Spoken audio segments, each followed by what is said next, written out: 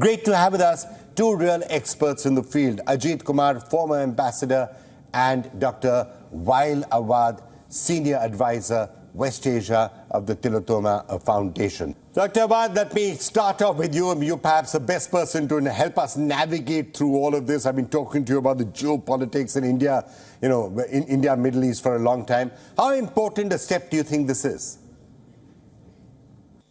Oh, it's nice to see you again, Vikram. My greeting to you and to Ambassador Kumar. The question is important to see. India-Arab relations is not from this contemporary history, Vikram. Actually, it goes deep-rooted in the history. We have been connected with India for centuries. I mean, the ships used to come from the Mediterranean, coming to the Indian, to Kerala and Malabar, and exchanging the business with both the trades, and the traders stay for 6-7 months in India and go back.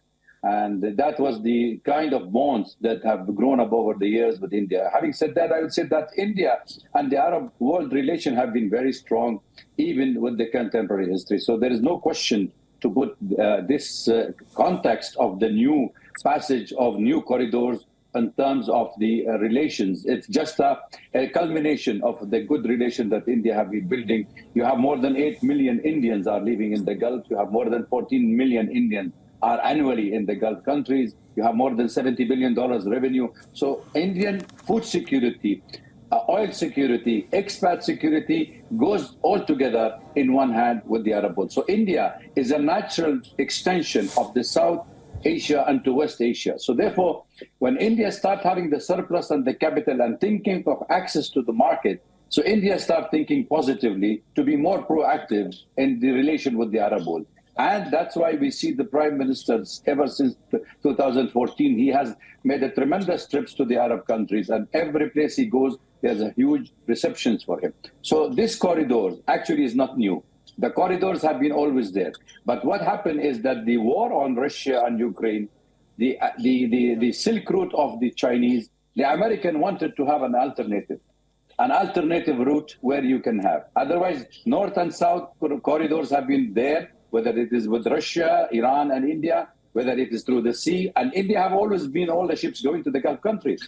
So now the extension from Europe into, from the Mediterranean to Europe is also to accommodate Israel into the Arab fold. That's my final answer to you. Right, I'm going to get into the history of it in a little more detail later in the program. The historical aspects of this are important, and I'm going to be speaking just a short while from now to Sanjeev Sanyal. But Ambassador Kumar, what are you picking up? Now look, G20 has obviously been hailed as a major success, but as a concrete development out of the discussions in Delhi during the G20, do you think from an Indian point of view, this particular development, this corridor, was maybe the most immediate and the most major item of significance to actually come out, a major strategic move? Yes, I entirely agree. This is a tangible outcome which was agreed on the sidelines of the G20 successful summit.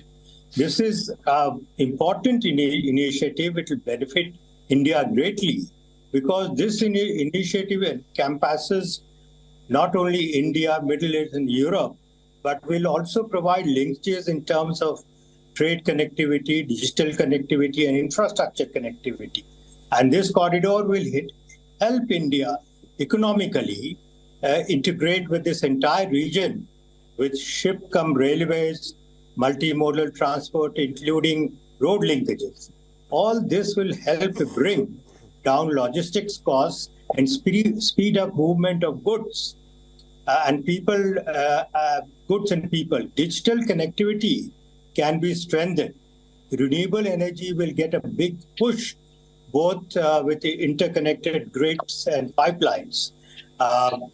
This means improved mobility and logistics at affordable or competitive costs. So trade and investment are bound to grow. So India to have a high seat at this global connectivity project is really important.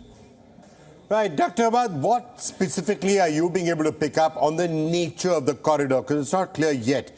Ships perhaps running from India to Oman maybe, or to the UAE, then railway connections, and then perhaps ships running across to Europe, itself, either from other ports or ports in Israel, if that can be figured out, the politics of that. What are you picking up?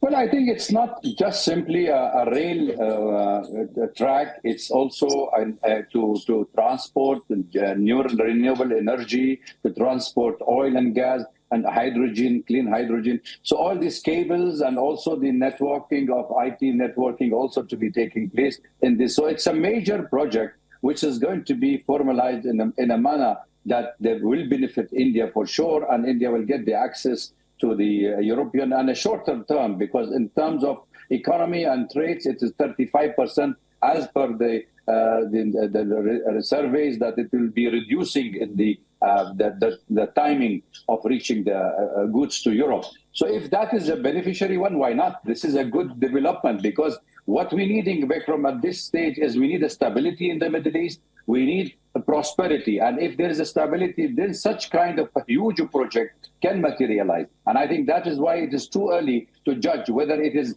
feasible, whether it is viable, whether it is possible. I think these are the three issues has to be discussed with the expertise to find out how it can be implemented on the ground. No, so why are you doubting the feasibility and the viability of this project? And are you doing that? Because it was sounding as if it was almost a done deal that we are going to go ahead and do this, irrespective. It's not going to be a done deal. I tell you why. Because Israel, accommodating Israel into the West Asia with Saudi Arabia, with Emirates and Jordan, and avoiding Syria and Lebanon on this pipeline of the Silk Route, which comes with the Chinese BRI, it's exactly what's making us looking at the wider perspective of the actual things on the reality on the ground. So Israel could be, because of the I2U2 that India started with US and the Emirates, could be one of the reasons why they are increasing. But I'm saying it is not possible because we don't know. Sabotage can be anywhere. And it's a long-term process. It's not today going to happen. And $3 billion, a minimum cost of the project. So it's an overnight project. Well, Ambassador Kumar, let me get you on the point that Dr. Awwad was just making. The India to the Middle East part, I'm sure, is much easier to solve. There are lots of historical precedents for that also. Ships running from Mumbai or from Gujarat to Oman or to the UAE. It's that northern line that is a little bit more tricky. Would it go directly from the Middle East in some manner, via from Egypt? Would it go from the Haifa port in Israel, which has just been set up? How do you see that particular connection working itself out? No, I think it can be done. It's not that this project has this economic corridor has just come up just like that. As far as I believe, there have been talks in I2U2. G7 project is there, which is backing this. And there are important countries like US and others who will back this. I think with today's technology, with all these logistical problems can be solved. After all, after some time, within 60 days, they are the experts and the officials and the team will meet and they will sort out all the details, how to go about it. So let's wait for that instead of casting doubts about it, about the feasibility of the product. I'm sure that this can be done. All right, Dr. Awwad, now, there's some aspects of this which are correct, would require other parties, such as the normalization of relations between Saudi Arabia and Israel. That certainly has a lot of discussions that are still to take place.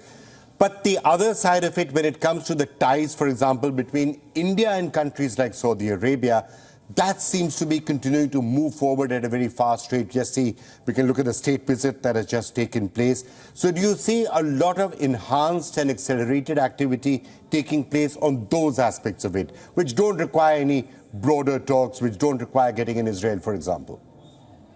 See, India, all the countries, the stakeholders have already agreed in principle what should be done for these lines and should be that economic routes or corridors. And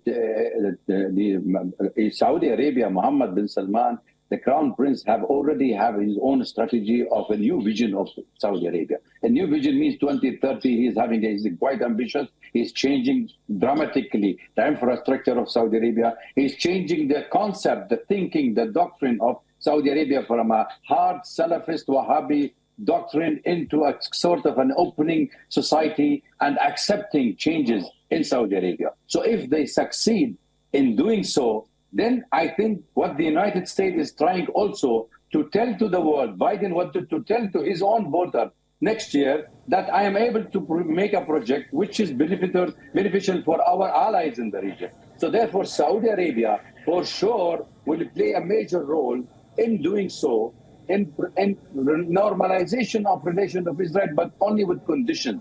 Saudi Arabia will not go for a full-fledged normalization of relation if they don't have the guarantee from the United States what sort of relation they wanted. And I think the cost of this relation will be the question of Palestinian issues, which everybody now trying to avoid, to talk only of economy, prosperity, that could be the source of stability. But the crux of the problem is a Palestinian homeland, whether they can get it or not. So until that sentiment, which is boiling in the Arab world, is not being satisfied with two-state solutions, I think that is where I'm saying Saudi Arabia will find it very difficult.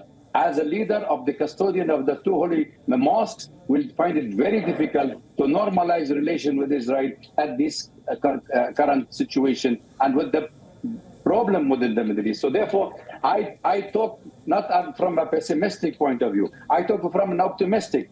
I wanted our region to prosper and also our people to enjoy. But is it really feasible? Do we think the United States have changed its policy? They just invaded Iraq 20 years ago. They destroyed it. Massive deception, you know it. We talked about it hundreds of times. The same thing they did for Afghanistan. They are in Syria, Libya, Yemen. So are we serious about it? Or we just simply wanted to get vote on the bank vote we go to the ballot and decide the people that it's a successful foreign policy of the United States. Right, and of course we have elections coming up next year. As we know, elections in India, elections in America. So I think that is a factor that we do need to keep in mind. One last word from you, Ambassador Kumar. The other strategic benefits from all of this entire Look West policy that is being pushed through and now taking a very concrete form out here. There are other strategic benefits beyond just the pure economics of it all. First of all, keeping China at bay. India doesn't want that Chinese BRI to become too dominant, so this is a very important route. And when it comes to Saudi Arabia and UAE for that matter, for India there are other benefits. Saudi Arabia has obviously been a very close strategic partner of Pakistan's in the past. So this opening up and this great close relations that are developing between India and Saudi Arabia has got other benefits as well. It has other strategic benefits for India. You see, we have been trying to go through Pakistan for all this, the ancient Silk Route and all that. We want to trade with Pakistan and Central Asia. We have the problem of Pakistan out there, which does not allow it. So in this sense, this corridor, economic corridor, our ships from Mumbai will go directly to UAE in Dubai. And then it will enter Saudi Arabia. And so we are bypassing the entire game of Pakistan, their Gwadar port and the connecting from the inland of China to Gwadar port and the construction of Gwadar port.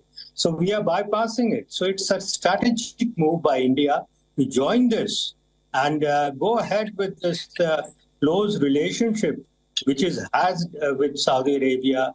Prince Salman just visited the UAE. We have such close relations. We have what you call our kind of a free trade agreement. We have reached $85 billion of trade. The aim is to reach 100 billion. So this is an important trading partners of India, and also strategically because they also are providing energy security for our country. So I think it's a very important move by India. Dr. Awwad and Ambassador Kumar, thank you both so much for joining us and sharing that perspective.